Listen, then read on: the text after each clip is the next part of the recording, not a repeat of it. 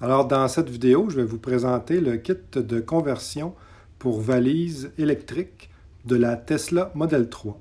Alors, c'est pas compliqué, il y a deux compagnies qui fabriquent un kit de conversion. Il y a Henshaw, que je vais vous décrire, et l'autre compagnie, c'est Tesla Offer.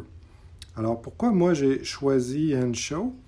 Je trouve que c'est un meilleur produit en termes de qualité. Et entre autres, celui-ci, c'est la version 3. La version 3, ce qu'elle fait de plus que l'ancienne version ne faisait pas, c'est qu'on va être capable maintenant de savoir si la valise elle est ouverte ou fermée, comme c'est le cas lorsqu'on n'a pas le kit de conversion.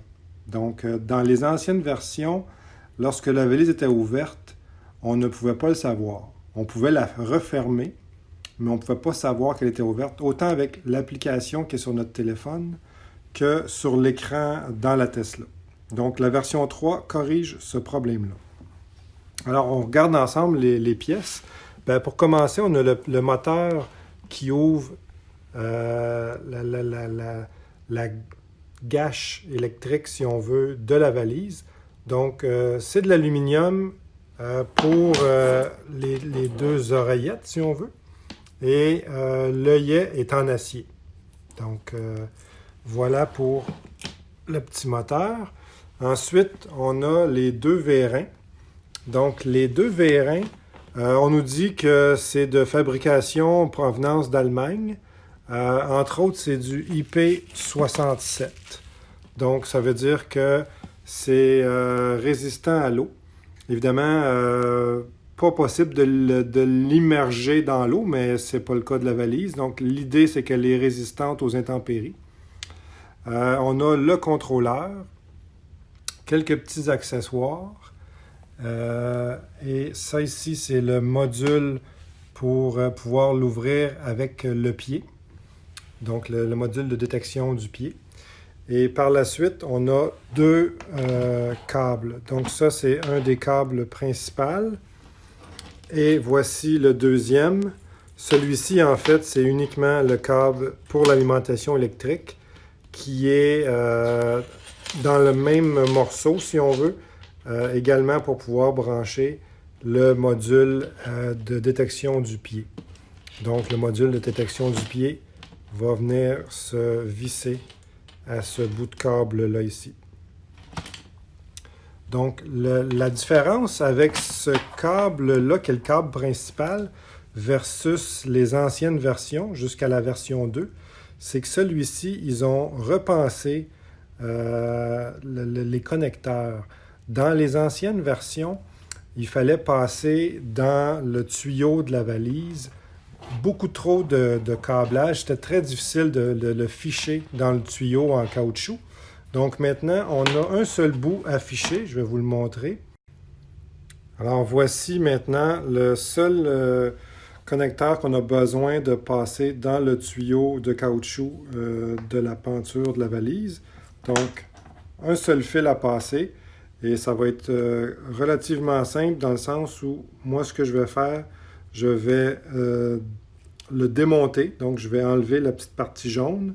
Et avec un petit tournevis, je vais être capable de retirer les trois fils du connecteur pour que ce soit hyper facile à passer dans le tuyau. Mais je pense qu'il passerait probablement assez facilement, même avec le connecteur, mais je ne vais pas me compliquer la vie. Entre autres, pourquoi ils ont refait ce câble-là pour avoir un seul fil à passer? C'est le fil qui va nous servir à installer le bouton pour refermer la valise qui est ici.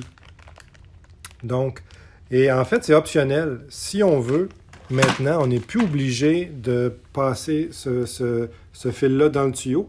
On pourrait le brancher dans le coin droit de la valise où est le subwoofer. On pourrait tout simplement faire un trou dans le côté droit où est le subwoofer et installer le bouton pour pouvoir fermer la valise de cette façon-là. Donc, ceux qui ne veulent pas se compliquer la vie, même plus besoin de passer aucun fil dans le tuyau de caoutchouc.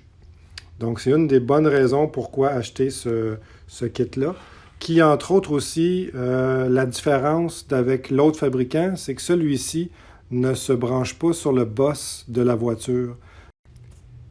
Comme ils ont refait ce câblage-là pour nous donner la possibilité de ne plus avoir du tout de fil à passer dans le tuyau si on le désire, ben, ils ont dû repenser où aller chercher ce qu'ils appellent le trunk signal. Donc, le trunk signal, le connecteur blanc qui va venir dans ce connecteur-là, se trouve sous la plage arrière de la voiture. Donc, il va falloir qu'on soit capable d'aller soulever la plage arrière, donc démonter chaque côté arrière de la voiture pour être capable de la soulever, aller chercher le connecteur qui est là et lui connecter celui-ci à la place. Donc, une petite difficulté, je vais aller le voir un petit peu plus loin dans la vidéo. Tout ça dans le but aussi de ne pas utiliser le boss de la voiture. Ce qui est positif, c'est que si Tesla fait des mises à jour, ben, ça n'affectera pas le fonctionnement de ce module-là qui n'utilise pas le boss. Donc, en partant de la valise, on a 3 fils qui s'en vont vers l'avant. Donc, le premier, c'est je dirais le câble principal qui se subdivise en 2. Donc, ici, cette partie-là, ça s'en va chercher le trunk signal qui est sous la plage arrière, donc environ ici. L'autre partie qui est subdivisée, c'est le câble qui s'en va ici. Donc, pour la fermeture de la valise, donc le bouton qui va gérer la fermeture de la valise. Et avec ce bouton-là, comme je disais, on a 2 choix. Ou bien on le passe dans le cylindre de caoutchouc pour aller l'installer en haut. Je ne le ferai pas cette semaine, je vais le faire probablement éventuellement. Donc pour le moment, je vais le laisser sortir sur le côté. Mais l'autre option qu'on aurait, c'est de faire un trou ici et d'installer ce bouton-là tout le temps là. Je vous dirais que les 2 options se valent, je pense. Et l'autre fil, c'est celui qui s'en va aux 2 lumières, donc celle ici et de l'autre côté. Alors pour ces 2 lumières-là, ce qu'il faut faire, c'est déconnecter le fil de Tesla et remplacer par le fil de Henshaw. Et le dernier fil, c'est celui qui s'en va pour l'alimentation électrique. Donc lui, il va suivre le fil de Tesla, il va le longer. Je vais mettre un tie wrap là pour faire le ménage dans ces fils-là à l'arrière. Et je vais vous montrer où est-ce qu'il va à l'arrière.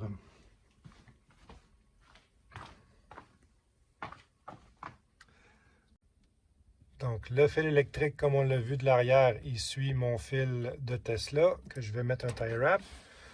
Et il longe la partie arrière, j'ai enlevé le côté de la voiture et il passe ici et je le fais suivre le câble de Tesla et comme je vous ai montré dans la vidéo, j'ai retiré le marchepied, il passe dans le chemin de clé du marchepied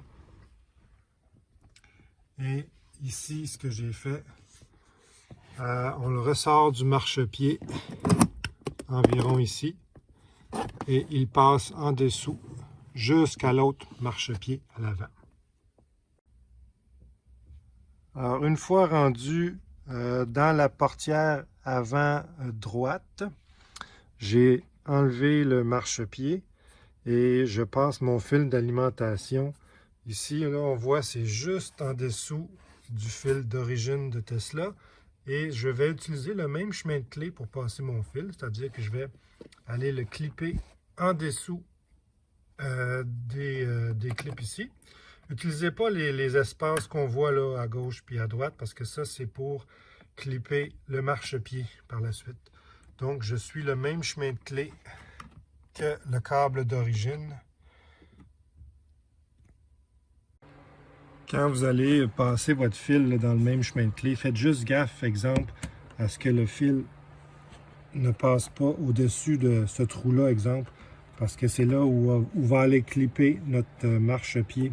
Donc, si on passe le fil au-dessus du trou, il risque de se faire couper quand on va remettre le marchepied. Fait que moi, j'ai bien fait attention à le passer sous le fil d'origine Tesla et de suivre le chemin d'origine tout le long qui passe sous le morceau de tapis, juste là, ainsi de suite. Alors, il nous reste à envoyer le fil d'alimentation dans le compartiment moteur, si on veut. Donc, je passe mon fil derrière le marchepied du côté. Et ce que moi j'ai fait, j'ai décidé de aller utiliser la grommette qui est là, qui s'en va dans le compartiment moteur. Alors, ce que j'ai fait, j'ai pris un petit outil tout banal, là, un petit outil pointu comme ça. J'ai percé le caoutchouc juste en dessous des deux fils qui sont là. C'est super facile à percer, inquiétez-vous pas, là.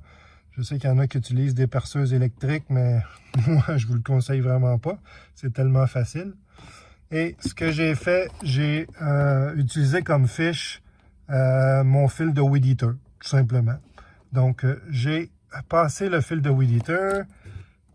Et vous allez voir dans le compartiment moteur, c'est super facile à récupérer.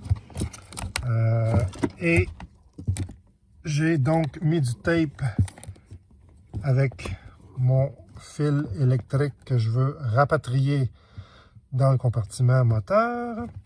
Donc, super simple. La dernière petite étape, juste pour m'assurer que ça va passer vraiment facilement, je vais utiliser du lubrifiant pour câble. J'aurais pu prendre évidemment du savon, mais quand on a du vrai lubrifiant, ça nous simplifie la vie, c'est beaucoup plus simple. C'est pas cher, ça se trouve dans n'importe quelle quincaillerie. Alors voici comment rapatrier le fil d'alimentation dans le compartiment moteur. Donc on voit mon fiche que j'ai utilisé. Je vais vous montrer le chemin que j'ai pris. Donc on voit le caoutchouc, là, la grommette avec les deux fils que Tesla a passé à travers. Donc on voit mon petit fiche juste en dessous. J'ai tapé à ce fiche-là mon fil électrique d'alimentation que j'ai récupéré ici. Donc ça a très bien passé là, en ayant mis du lubrifiant sur le fiche. Ça a très bien passé. Donc il me reste juste à aller faire les branchements à la batterie. Donc voilà, j'ai fait le branchement de mon alimentation électrique. On voit mon fil, je l'ai déjà connecté avec le câble fusible qui est fourni dans l'alimentation. J'ai mis deux petits tie wraps pour retenir mon fil. Évidemment, je n'ai pas mis la fusible tout de suite, question de ne pas faire de court-circuit. Et petite mise en garde ici, là, c'est une vis de 10 mm. Quand vous allez utiliser votre ratchet, évidemment, il est conducteur. Faites juste un petit peu gaffe là, de ne pas aller court-circuiter la batterie, soit avec le pôle négatif ou avec du métal comme ici. Juste faire un petit peu attention. Et comme moi, là, fixez votre fil vers le bas. Comme ça, vous allez pouvoir facilement remettre la protection, qui a déjà une petite encoche ici. C'est pas moi qui l'ai fait, là. Elle était déjà là. Donc, c'est parfait. Le fil va pouvoir être bien caché. Et plus tard, je mettrai la fusible pour alimenter le tout. Alors, dans la version 3 du kit d'ouverture automatique de la valise, le connecteur qui contrôle l'ouverture de la valise se trouve en dessous de cette plage-là. Donc, il faut enlever le panneau. Alors, pour enlever le panneau, il va falloir enlever le panneau de côté ici. Alors, pour enlever lui, il fallait enlever le petit panneau qui est juste à côté du banc arrière. Ce petit panneau-là ici, il va falloir l'enlever également. Et le panneau en haut ici. Et il faut faire ça de chaque côté. Donc, de l'autre côté, on va également enlever la cuillerette du banc, le petit morceau de panneau ici et le grand beige là. Pour, une fois enlevé ces deux-là, on va pouvoir enlever la plage arrière et le connecteur se trouve à ce qu'on m'a dit, à quelque part ici. Donc, j'enlève le tout et je vous montre un petit peu plus tard. Alors, le panneau du haut est maintenu par des clips. Donc, avec le petit outil, on le rentre dans le coin et on tire. Relativement facile à enlever. La seule chose qu'il faut savoir, c'est attention, à l'arrière de ce panneau-là, il y a le rideau de ballon gonflable. Donc, le panneau est maintenu par des espèces d'élastiques qu'il faut décrocher. Et il y en a deux, un de chaque côté. Donc, alors j'ai décroché le premier élastique qui était accroché juste ici, qui est ça ici. Et là, je vais devoir décrocher le deuxième. Celui-ci, c'est pas un élastique, c'est comme un morceau de plastique qui est pris dans le truc en plastique qui est là. Et pour faire ça, on prend une paire de pinces. Je vais essayer de vous le montrer, là. Il y a le morceau de plastique. Il y a une tige. Ben, en fait, je peux pas vous le montrer. Il y a une tige qu'il faut aller tourner pour la sortir de ce trou-là pour pouvoir décrocher le tout. Et sinon, le reste du panneau il est maintenu par des clips là, qui sont ici. Voilà. Il y avait une clip ici et une clip là. Alors finalement, je ne suis pas arrivé à enlever le petit connecteur comme je vous avais montré. La seule façon que j'ai trouvé, c'est d'enlever le connecteur qui est pris dans ce trou-là. Avec un petit outil, là, un petit outil en plastique. J'ai pris celui-ci. Donc, j'essaierai peut-être de vous le montrer un peu plus tantôt.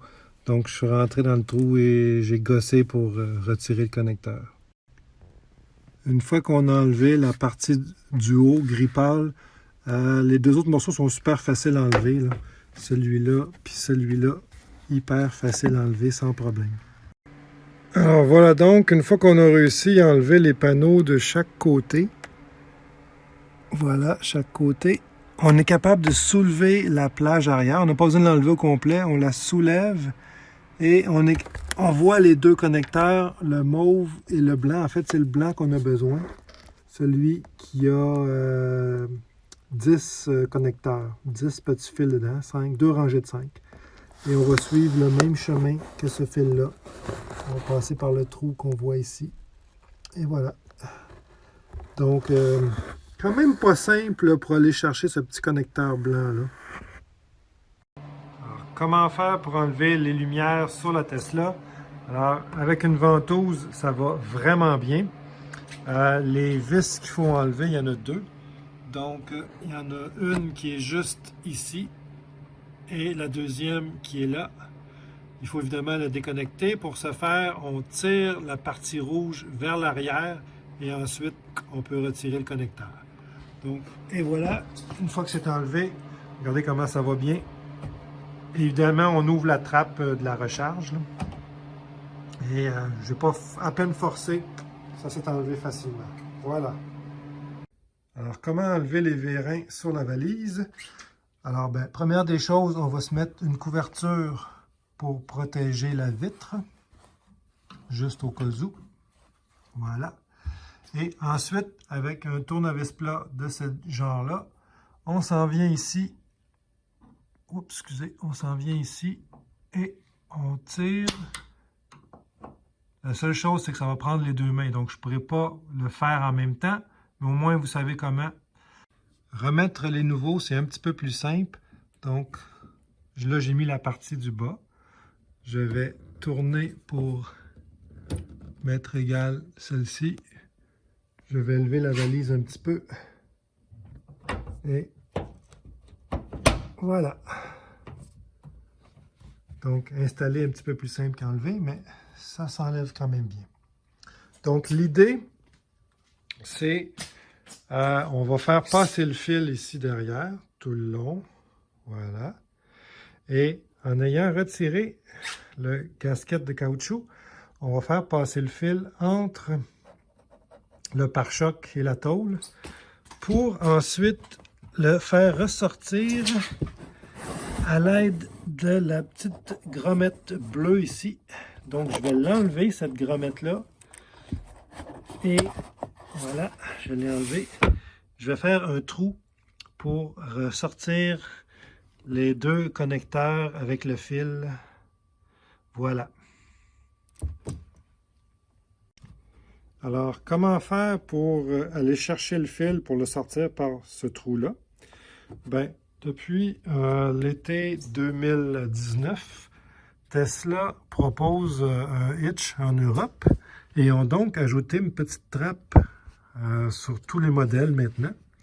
Donc la petite trappe, on peut enlever avec 25 cents ou comme je prends là mon outil. Donc on défait la petite vis et voilà, la petite trappe s'ouvre. Donc ça va nous permettre d'aller chercher le fil qu'on devrait voir là-dedans. Voilà, première étape, le fil, j'ai réussi à le faire passer en écartant un petit peu avec mon petit outil en plastique. Et il ressort maintenant par la trappe en dessous. Donc il reste à aller le faire sortir par le petit trou. Alors pour que ce soit plus facile, j'utilise mon fiche, c'est-à-dire mon fil à weed eater.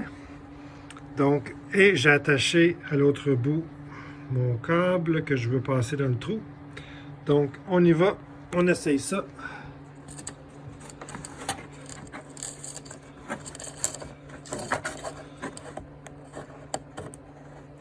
Voilà, super facile.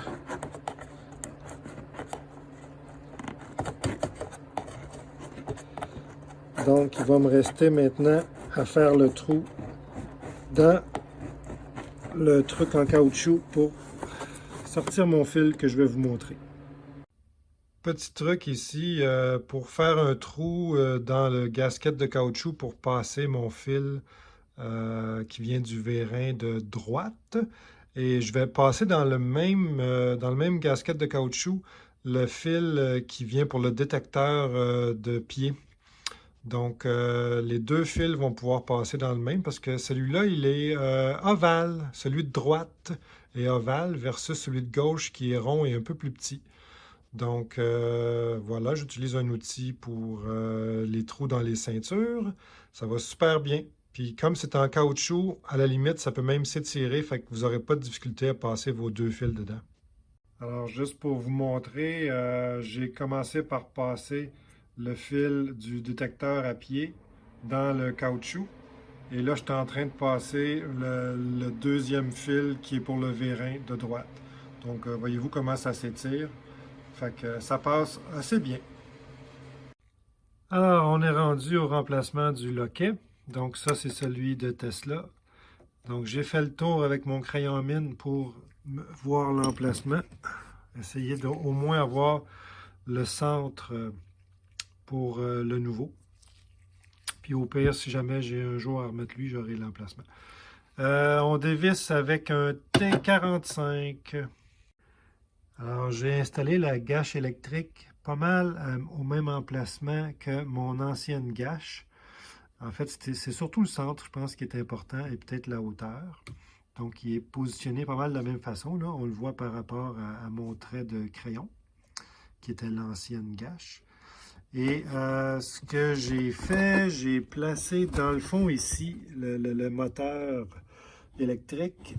Donc, il y a un collant 3M avec une espèce de mousse absorbante. Donc, une fois qu'il va être collé, ça ne devrait pas faire aucun bruit et vibrer. Mais avant de le coller, je vais vérifier si l'emplacement est optimal. Donc, je ferai des tests. Et ce que je vais faire également, le contrôleur, je vais utiliser du velcro heavy duty et je vais le coller sur l'amplificateur de Tesla. Et par mesure de sécurité, je lui mettrai des velcro, pas des velcro, des tie wraps en plus du velcro heavy duty que je vais utiliser. Et évidemment, je vais tout replacer les fils de façon à ce qu'ils ne gênent pas. Dans le trou, il y a vraiment beaucoup de place, là, même s'il y a le subwoofer et l'ampli et tout, il reste encore beaucoup de place. Une petite note sur le ground. Henshaw fournit un très long fil pour le ground, alors je me demandais pourquoi. Et ce qu'il suggère, c'est plutôt de ne pas se brancher sur le ground de l'amplificateur. Je présume que c'est peut-être parce que ça pourrait peut-être générer des bruits parasites dans l'audio. Donc, je vous suggère de faire le branchement du ground de l'autre côté. Donc, il y a aussi un ground du côté gauche de la valise. Donc, de toute façon, il fallait qu'on l'ouvre pour enlever la lumière. Alors, c'est vraiment pas plus compliqué. Et c'est l'endroit que Henshaw préfère qu'on utilise. Alors, j'ai terminé l'installation, donc c'est maintenant le temps d'installer le fusible, ce que j'ai fait. J'ai refermé le petit capuchon, donc tout est en place ici. Ce que je voulais montrer, c'est, je pense que j'avais pas vu, vous n'aviez pas vu au début comment j'ai enlevé le cache ventilation. Donc, c'est juste clippé. Donc, on y va, ça va me prendre mes deux mains, là, mais c'est juste comme ça, clippé, voilà. Même chose là, je vais le clipper tout de suite après. Et on met ça par-dessus, c'est clippé aussi. Vraiment très simple. Alors, techniquement, l'installation est terminée. J'ai fait quelques petits tests et ça fonctionne bien. Donc, il me reste à replacer le tout. Ce que je voulais vous dire, c'est que pourquoi, je sais qu'il y a certaines personnes, en fait, qui ont passé le fil des vérins dans le trou de la lumière. Alors, pourquoi moi, j'ai plutôt opté pour le trou qui est derrière le pare-choc? Ben, d'un, parce qu'avec les modèles 2019-2020, avec la trappe en dessous, comme on n'a plus besoin de démonter le pare-choc, je trouve que ça fait une plus belle installation et on élimine à 100% la possibilité que l'eau puisse s'infiltrer à cause du fil, là, que l'eau en fait peut longer le fil ici, et pourrait s'infiltrer, malgré qu'on pourrait faire une boucle pour éviter ça. Mais ça fait une plus belle installation de cette façon-là.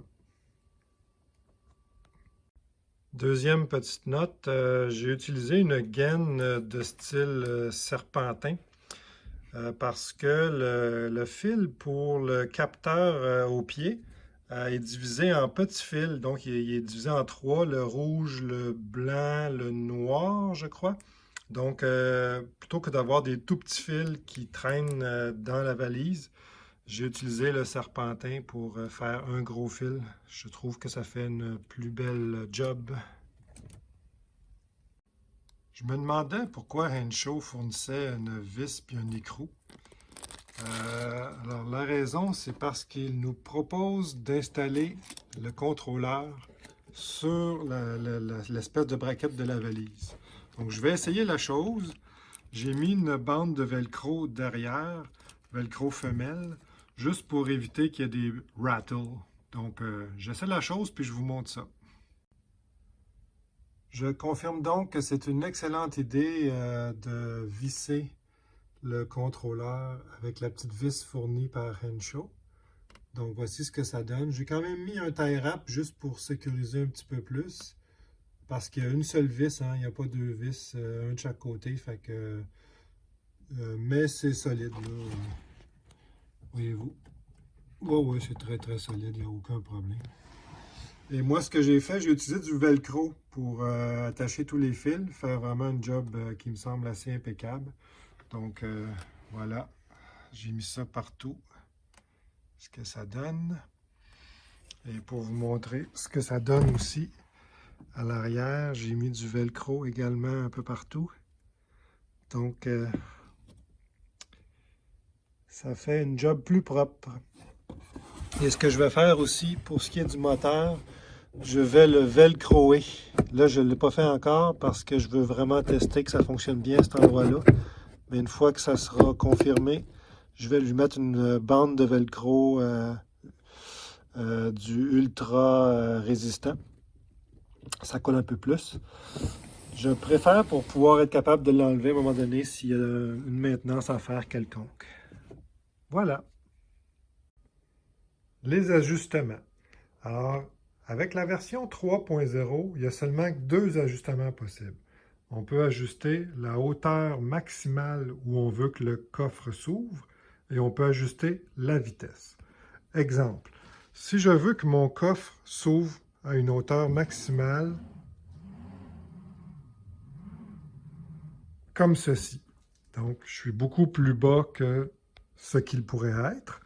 Non, mais pour une raison X, si je suis tout petit, je préfère avoir cette hauteur-là.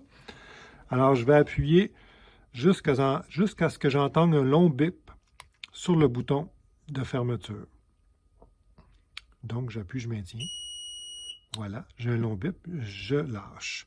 Donc, ça veut dire que la prochaine fois que mon coffre va s'ouvrir, il va s'ouvrir à la hauteur maximale que je l'ai réglée. Donc, je vais le fermer. Voilà, et ça ferme. Voyez-vous, dans mon cas, la vitesse de fermeture n'est pas assez élevée parce qu'il ne s'est pas bien fermé. Donc, je vais devoir augmenter la vitesse de fermeture pour qu'il se ferme au complet. Mais ce que je voulais vous montrer, c'est qu'il va s'ouvrir à l'ouverture maximale. Donc, je vais le fermer correctement. Voilà, on a entendu le petit moteur de la gâche faire son effet. Donc là, il est bien fermé. Donc, je l'ouvre. Voilà, il s'est ouvert à la hauteur maximale que j'avais effectivement programmée.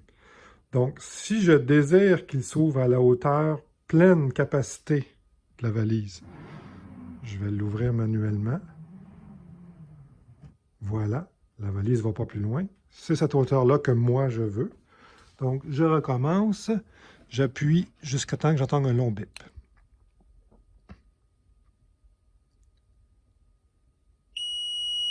Voilà. Donc, ça, c'est le premier ajustement possible, la hauteur du capot. Le deuxième ajustement, la vitesse. Vous avez vu que dans mon cas, je dois augmenter la vitesse pour qu'il se referme bien. Donc, pour la vitesse, je vais appuyer, je vais maintenir jusqu'à ce que j'entende le long bip et je vais continuer de maintenir jusqu'à ce que j'entende une série consécutive de bip. Voilà, j'y vais. J'appuie. J'ai un long bip, je continue d'appuyer.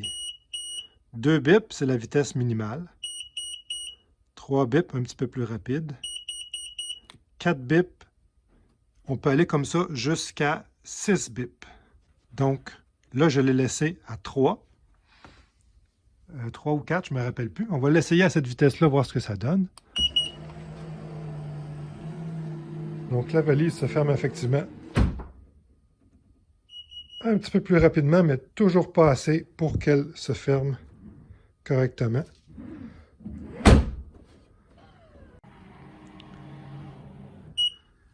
Et on va le mettre à 5.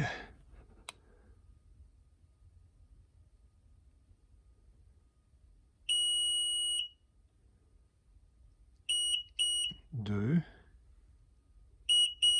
3, 4, 5. Voilà, on essaye à 5. Effectivement, un petit peu plus rapide. Toujours pas assez. Avant d'augmenter la vitesse à 6, je vais le réessayer une deuxième fois à 5, voir si vraiment il ne se ferme pas bien. Ah, là, il s'est bien fermé. Ouais. Donc, on le réessaye pour être vraiment certain que 5, c'est suffisant. Voilà. Oui, donc là, il s'est bien fermé. Donc, je n'ai pas besoin d'aller plus rapide que ça. 5, c'est suffisant dans mon cas. Petit conseil au niveau des ajustements. Vous avez vu que je ne pouvais pas fermer ma valise correctement à moins de la mettre à la vitesse 5, ce que je trouvais un peu rapide, personnellement. Donc, ce que j'ai fait, j'ai mis la gâche le plus haut possible. Donc, par rapport à mon ancienne, elle est peut-être 3 mm plus haut, mais de toute façon, il ne faut pas comparer avec l'ancienne, c'est pas du tout le même format. Mais l'idée, c'est que là, je l'ai mis vraiment à la hauteur maximale où il peut être installé. Et maintenant, le coffre se ferme très bien à toutes les vitesses. Là, je l'ai mis au plus lent, donc qui est le 2. Je vais vous montrer. Voyez-vous, là, c'est la vitesse la plus lente qu'il peut se fermer. Et voilà, le coffre est bien fermé maintenant. Donc, je peux vraiment choisir n'importe quelle vitesse maintenant. Tout ferme très bien. Oui, je sais, je m'excuse infiniment. L'auto est terriblement sale. Mais on est au Québec et il neige, il pleut, il fait froid. Alors, je l'ai lavée il y a 5 jours, mais elle est déjà tout sale, comme vous pouvez voir. Donc, désolé. Alors, voici venu le temps d'installer le détecteur de pied. Donc, c'est bien indiqué dessus « This side up ». J'ai fait des tests et ça va mieux si le fil est vers l'avant de la voiture. Donc, vraiment, il va être coller vraiment dans ce sens-là. En fait, je vais le velcroer. J'ai enlevé la trappe qui est dessous le pare-choc de la voiture. C'est la trappe qui sert pour un hitch, un attache-remorque. Donc, c'est pour ça que j'aurais pu le coller sur la trappe en tant que telle, mais comme je prévois peut-être éventuellement installer un hitch, je vais plutôt le coller, en fait le velcroer juste sur la partie métallique de la voiture. Alors, je l'ai bien nettoyé, les deux morceaux, autant le détecteur que le métal de la voiture. J'ai pris de l'alcool à friction. J'ai bien nettoyé le tout. Fait qu'on va essayer de le coller avec du velcro extrême. Donc, c'est des bandes de velcro, vous voyez, sont quand même assez chères, 12,95. J'ai acheté ça dans une quincaillerie Rona, probablement, ou Home Depot. Donc, c'est des heavy duty, sont plastifiés, en fait, ces velcro-là. Donc, ils vont bien résister aux intempéries. J'espère que ça va bien coller. L'avenir nous le dira. Donc, je colle le tout et je vous remontre ça. Donc, juste pour vous montrer, à l'intérieur de la trappe, donc ça, là, je suis à l'arrière du bumper, finalement, du pare-choc arrière. Donc, on voit le fil de mon vérin. Ça, c'est le fil de mon vérin de gauche. Et là, on devrait voir le fil du vérin de droite. Où est-il? Ouais, on voit le fil du vérin de droite qui est là avec le fil du détecteur de pied. Donc, c'est ce que je vais maintenant velcroer. Donc, mon détecteur de pied est ici. J'ai installé mes deux bandes velcro. Donc, comme je vous disais, c'est le velcro heavy duty en plastique. Donc, j'installe le fil vers l'avant de la voiture et je suis au centre de ma plaque. Et voilà, je vais le velcroer comme ça. Voilà, donc on teste le tout maintenant. Je vais replacer la trappe pour cacher le trou, pour faire mes tests finaux avec le détecteur. Donc c'est très simple à enlever et mettre. Avec un petit tournevis plat ou un petit outil en plastique.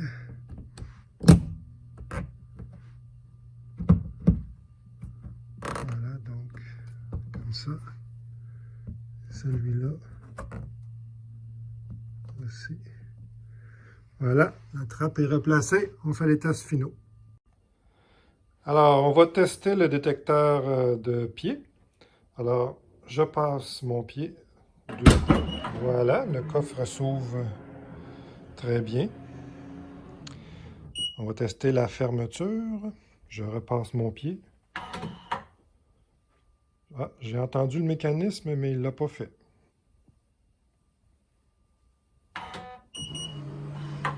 On dirait que des fois, il est plus sensible que d'autres, je vous dirais. Le détecteur de pied ne marche pas 100% parfaitement tout le temps. Mais dans l'ensemble, il va bien. Voyez-vous, là, il a très bien fonctionné pour l'ouverture. On dirait qu'il fonctionne mieux pour l'ouverture que la fermeture. Bon, là, il a été impeccable. Donc, détecteur de pied, pour moi, c'est 80% du temps fonctionnel, mais dans l'ensemble, ça va bien. Alors, on va passer maintenant au test de sécurité, parce que je considère que c'est un des points les plus importants. Si on installe une valise électrique, mais que notre sécurité est en danger, je pense qu'il ne faut pas l'installer. Donc, ce qu'on va faire comme premier test, c'est que je vais mettre ma main avec un gant qui est protégé. J'ai un foam protecteur, donc je vais mettre ma main et on va voir si je sens une résistance quelconque. Donc, je ferme la valise, je mets ma main sur le bord avec le foam pour me protéger. Je vous dirais que j'ai absolument rien senti, c'était assez en douceur. Donc, on relève la valise en appuyant sur le bouton externe. Étant donné que j'ai absolument rien senti sur le gant, j'ai confiance maintenant. Je vais essayer avec ma main nue, hein, parce que c'est sûrement la question que vous vous posez tous. Est-ce que c'est dangereux? Oh, je vous dirais que j'ai à peu près rien senti. Oui, on le sent. Si c'est un enfant, il va dire aïe aïe, mais ça ne lui coupera pas la main du tout, du tout. Donc, je relève la valise en appuyant sur le bouton. Alors, un dernier test de sécurité que j'ai fait, j'ai appuyé sur le bouton de fermeture et j'ai mis mon corps dans la valise pendant qu'elle se fermait. Donc, elle s'est refermée sur mon dos. Je vous confirme, évidemment, j'ai senti le poids de la valise, mais il n'y a pas de quoi se blesser. Donc, demeure très sécuritaire, autant pour le corps que pour notre main ou nos doigts. Alors, une petite note sur la sécurité. Il y a sur le contrôleur un petit trou pour faire un reset. En fait, c'est un trou pour appuyer sur le bouton de reset pour faire des ajustements qui, dans les anciennes versions, parce que ça c'est la version 3, dans la version 2 du moins, on pouvait ajuster la force de fermeture et d'ouverture de la valise. Dans ce cas-ci, j'ai testé la chose. On entend les bips, un peu comme les réglages de vitesse, mais je n'ai pas noté de différence au niveau de la force de fermeture et d'ouverture. Donc, je ne suis pas certain que la version 3 utilise encore cette méthode de test de programmation-là, même si on dirait que oui. Moi, je n'ai pas noté de différence au niveau de la force de fermeture et d'ouverture. Mais si jamais vous avez des problèmes avec la fermeture de votre valise qui ne se fait pas bien ou l'ouverture, il y a peut-être une piste avec ce bouton de reset-là et les ajustements de force, du moins qui existaient dans les anciennes versions. Alors maintenant, je vais vous montrer comment ça fonctionne, autant sur l'application du téléphone que sur l'écran de la voiture. Alors maintenant, la valise est fermée, donc par rapport à une valise normale de la valise électrique, il n'y a pas de changement. Alors si je veux ouvrir ma valise, j'appuie sur le bouton et on entend très bien la valise électrique s'ouvrir. Et maintenant, ce qui est nouveau avec la version 3, c'est que l'écran va m'indiquer si la valise est ouverte.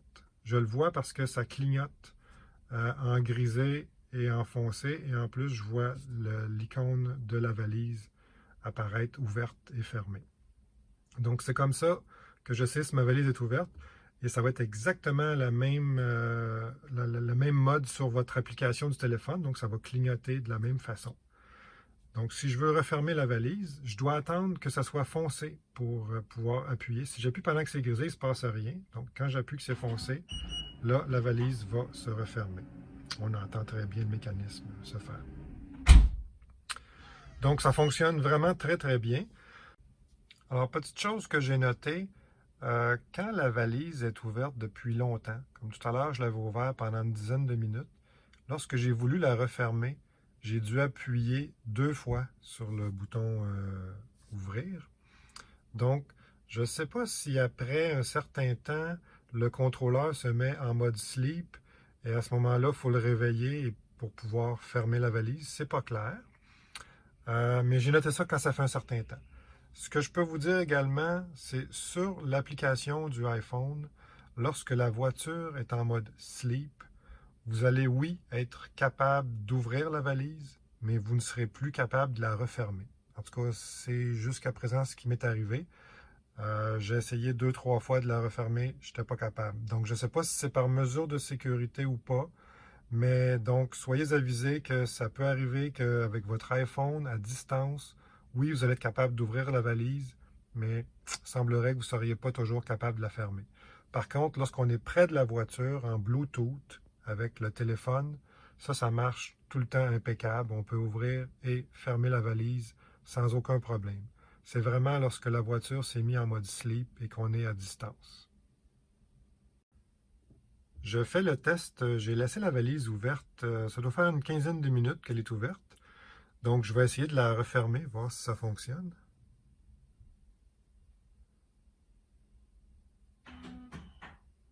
On a entendu le moteur de la gâche électrique, mais elle ne s'est pas fermée. Je réessaye une deuxième fois.